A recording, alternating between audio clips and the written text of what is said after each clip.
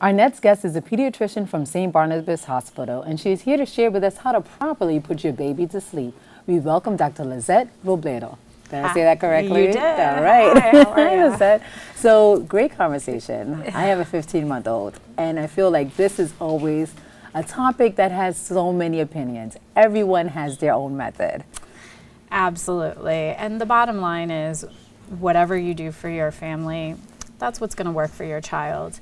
There's a recent study in the Journal of Pediatrics that prompted sort of this conversation about sleep again, that showed that no matter what method of sleep training, which is what we call it, sleep training, you use, your child will be fine at 12 months later. So when they turn a year, there's no emotional issues, because there's a lot of concerns about letting your baby cry to sleep, that they have issues with attachments, anxiety, and certainly it stresses a lot of moms and dads out and households out when a child is crying to sleep. Yes. You know, it's a very, very difficult thing. Every child is so different. So what works for one doesn't always work for the other. And so it's just a matter of sticking to whatever it is that works for you. Well, what's recommended? So most of us recommend trying to get your child to sleep regularly at 4 months. So babies up until 4 months are really waking up still overnight very frequently to eat. Babies still need to eat very frequently.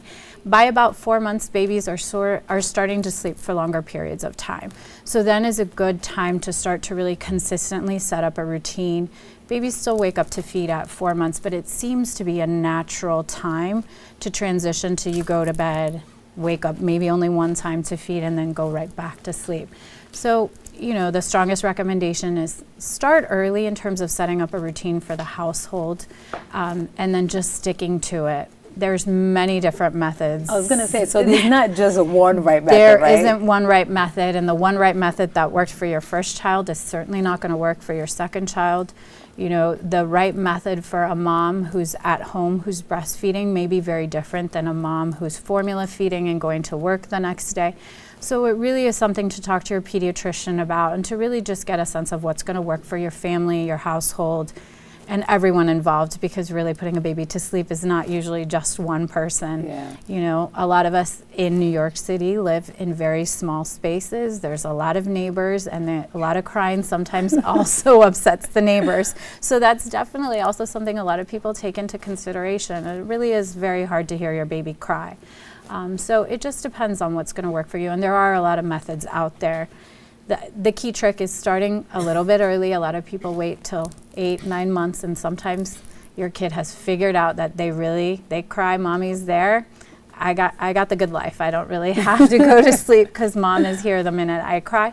And then some babies are just naturally really easy sleepers. It just depends also on your baby. Some babies you don't even have to try, and they just go to sleep on time. So yeah, I wish that was my son. Yeah. But I'm glad you said that there's no right method. That it really depends on you and your baby. Right, because I feel like the motherhood community, sometimes they're so opinionated, and everybody's like, no, this way is right. No, this way is right. Let your baby put him or herself to sleep. No, you should lay down with your baby. So it's like so many thoughts, so many methods out there. Yeah, and moms get a lot of mixed messages, and you know, in general, most moms are trying to do the best they can given the circumstances that they're in. You know, a working mom versus a non-working mom might have other pressures. A mom who has 1 baby versus 2 babies, you know, it is all really different. And so whatever, you know, system you come up with, be consistent with it, because that's the other trick to teaching a baby to go to sleep.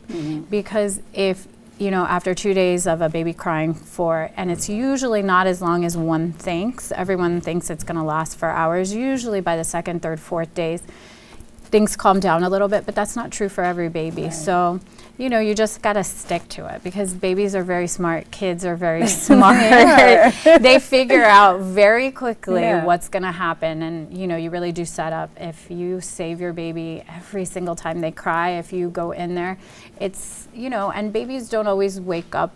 Some babies, they stir a little bit, they'll cry for a minute, and if just left to their own devices, they'll go right back to sleep. But by then, mom, dad, sometimes an older sister, an older brother will come in the room, and all of a sudden it's like party in the middle of the night. Yeah. Like my favorite people are in the room with me. Why go to bed? So why go to sleep? Because I can sleep it off a little later. How many hours? So we're talking like, should a baby be sleeping like from 0 to 6 months, 6 to 12? How many hours should they be getting? So about, you know, when they're newborns, they pretty much sleep, eat, well, with a couple other things in between, pooping, you know, diapers and stuff like that. Our favorite things, right? Our favorite thing. But they sleep 12 to 20, like it almost seems like 24 hours, but they really do spend the majority of their time when they're newborns sleeping. By, you know, 2 months, 4 months, they're spending more like 12 hours sleeping. So it still is a large portion of their day. And this is including naps. You're not just This is including naps. This isn't a 24-hour period. 6 months old really should be able to sleep through the night. Most babies do.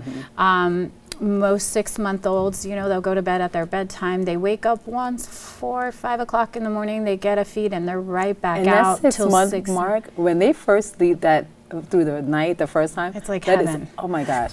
I remember waking up, and I was used to waking up every 2 to 4, and I remember the first night he slept through the night. I was like, wait, is he okay? You wake up in a panic. Yeah, I was like, what? Absolutely. And then at the end of the week, I was like, I'm sleeping throughout the night, and so is he. It's such a great milestone. Yeah, it's a great feeling. You have something to look forward to, mothers. Yeah, it's true. And you know, one of the things is starting to think about it a little bit earlier. You know, don't think about it when they're 6 months old, when they're 9 months old. Set up your bedtime routine. Make it part of your routine, even if you know they're still going to wake up every 2 hours, so that the baby is used to, oh, you know, I go to bed at this time, we get our bath, we make sure reading is in there. Your schedule is really important.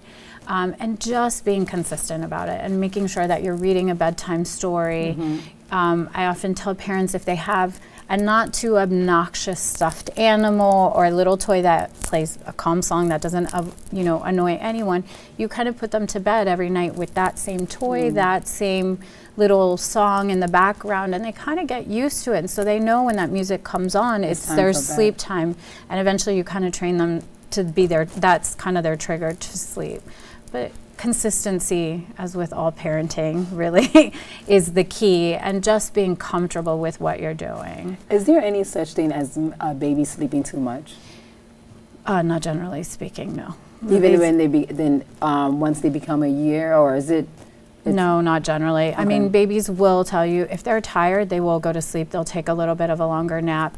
And you know, in the newborn period, so when you first bring the baby home, you do have to wake the baby up every 2 hours to feed. So newborn babies can sleep too much because they don't have their clock set yet for waking up. But certainly, for the most part, babies do not sleep too much. Most parents complain they don't sleep enough.